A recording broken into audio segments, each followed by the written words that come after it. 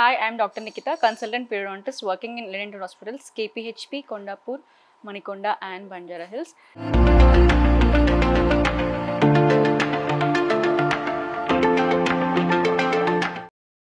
So today I am going to throw light on aligners. అంటే మనకి పిల్లల్లో కూడా aligners యూస్ చేయొచ్చా, వాళ్ళకి aligners నుంచి బెనిఫిట్స్ ఏంటి అంటే మనము ట్రెడిషనల్ వేలో ఏదైనా పళ్ళు ముందుకున్నా కానీ కింద జా ముందుకున్నా కానీ మనము అప్లయన్స్ అని పెట్టి యూస్ చేసేవాళ్ళం అండి.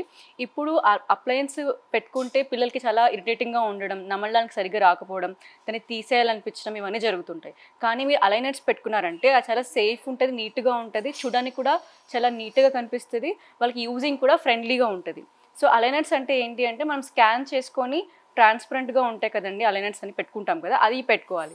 ఇది ఏం చేస్తుందంటే ఓన్లీ పైన జాలో ఇబ్బంది ఉంటే పైన జాలో పెట్టుకోవచ్చు, కింద దవడలో కూడా ఇబ్బంది ఉంటే కింద దవడలో పెట్టుకోవచ్చు.